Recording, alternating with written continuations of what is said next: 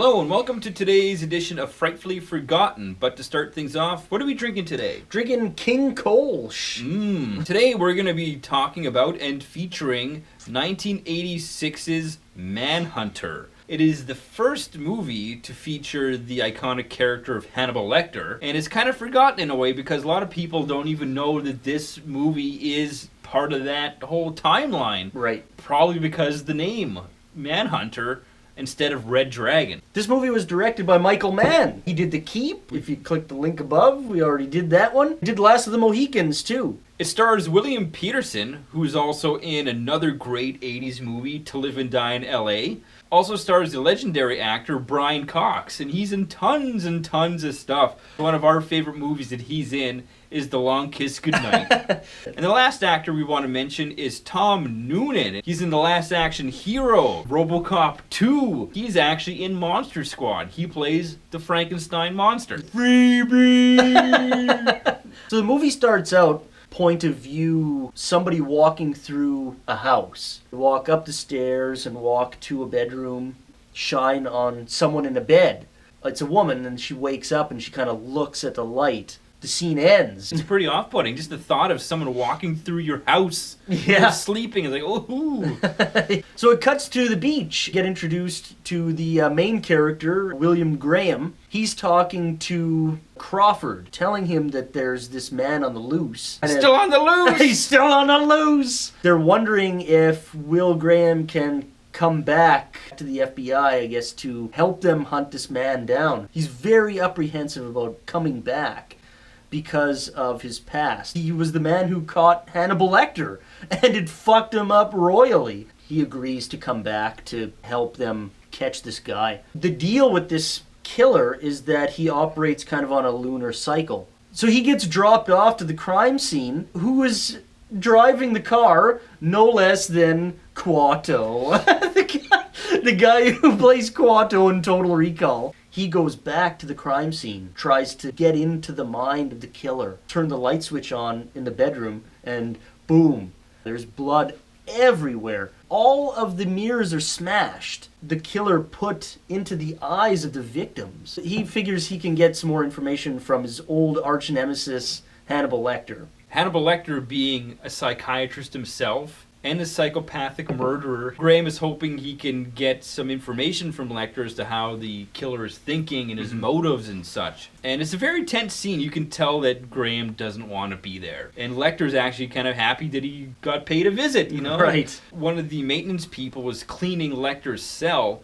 They had found on a piece of toilet paper a letter written to him by the serial killer that they're looking for, which is called the Tooth Fairy. And they discovered they've actually been corresponding through a paper called the National Tattler. Lecter has given the Tooth Fairy William Graham's home address. Graham's wife and kid are now in danger. Suddenly, after almost half the movie is done, we're introduced to the killer, the Tooth Fairy. His real name is Francis Dollarhide. He kind of befriends this girl at work called Reba and starts building a relationship with her. Up until this point, he's just known as this monster Tooth Fairy, but now okay, he's a guy, he's a human being, he's got feelings, he's in love and all this stuff. But he's very fragile mentally. One day he goes to Reba's house. She is standing on her front step with another co-worker who had just driven her home. Typical Michael Mann.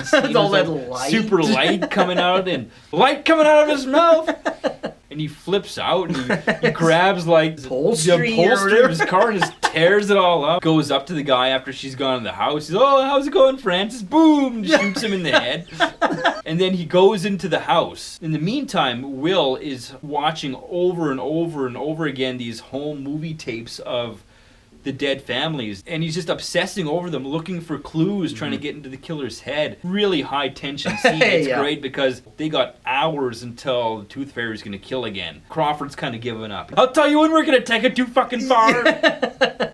Yeah, you could feel the tension. Yeah, it's a great scene. I love the tension of that. And that's where we're gonna end it. If you want to keep watching Manhunter to find out if and how Will Graham catches the Tooth Fairy and what happens with the Tooth Fairy and his new love, Reba. So there's a lot of really good things to say about this movie. We've already mentioned the opening scene, like that little opening sequence, the POV shot with the flashlight through the house.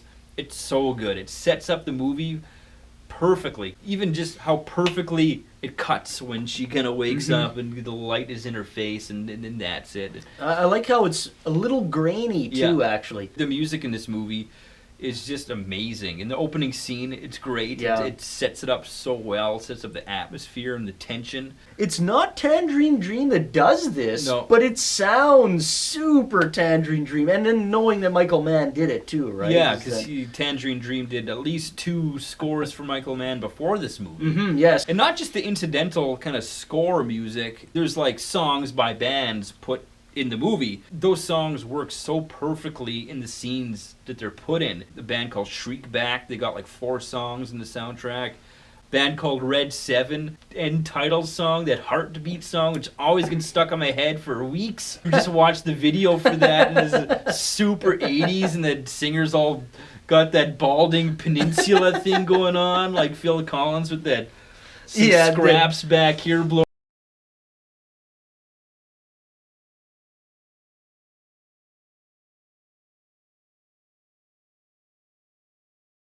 Into this movie, the lighting and the way that it's shot. Very vivid blues and greens, and the shots on the beach, like very Miami Vice-ish, you know? Almost artsy. It is very artsy. Settings in this movie are so good, and like the beach, for example, it's like suits this space that Graham is in. Is space.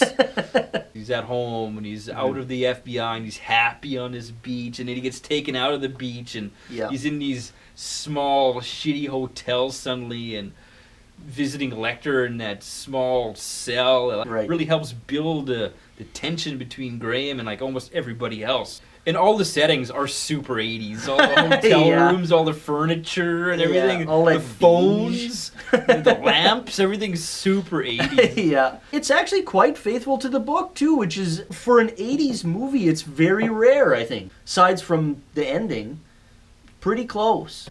I like the fact too that they don't go too far into the whole Hannibal thing too, right? Yeah. It can easily get bogged down into a whole Hannibal fucking movie, right? And they don't do that. But this is before Hannibal was like a star, you know, like a horror movie icon. So there was no reason to do it yet. Exactly. He's just a character, just a bit character in a book. Speaking of Hannibal, we should talk about Brian Cox's portrayal of Hannibal, which is completely different than Anthony Hopkins. Yeah. Different from Mads Mikkelsen too, but I think I prefer Brian Cox as Hannibal. He's so unassuming. Yeah. And he's just like a regular guy who you know is a psychopath. He's not being all creepy and talking all creepy and there's none of that silliness. He's just a guy, a very intelligent guy in a cell who you know is a monster. Anthony Hopkins' character portrayal is a character, and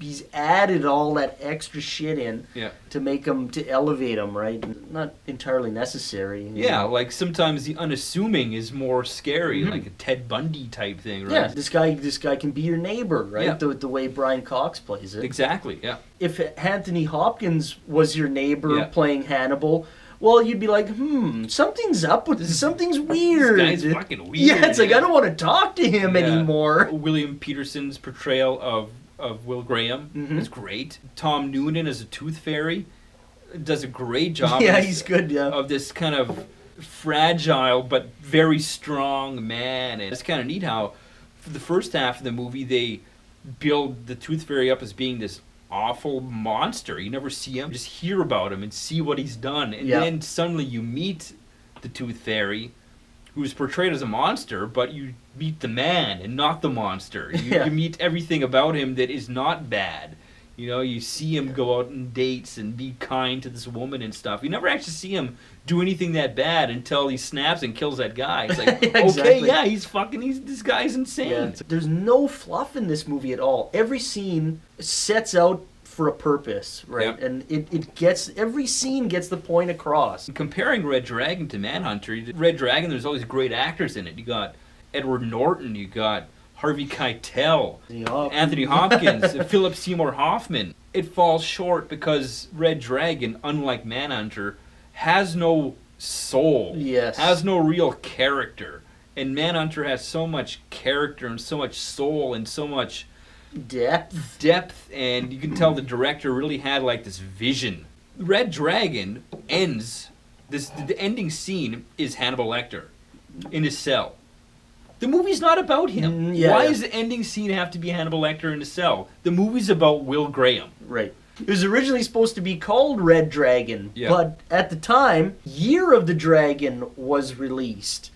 And so the studio figured that they'd change the name just to not have the names kind of conflict. Apparently the studio also thought that Red Dragon sounded like a kung fu movie. It kind of does, actually. Sounds like a cool kung fu movie. If you're a fan of course, the Michael Mann movies, of course, the Hannibal movies, Silence of the Lambs. If you've seen Red Dragon and wanted to see kind of a different interpretation of that material, you have to check out Manhunter because it's visually a stunning movie and it's got so much depth. The acting is great, and they do some things way better in Manhunter than they do in Red Dragon. So you have to check it out. Yeah, if you want more of an intellectual spin on that whole story. Yeah.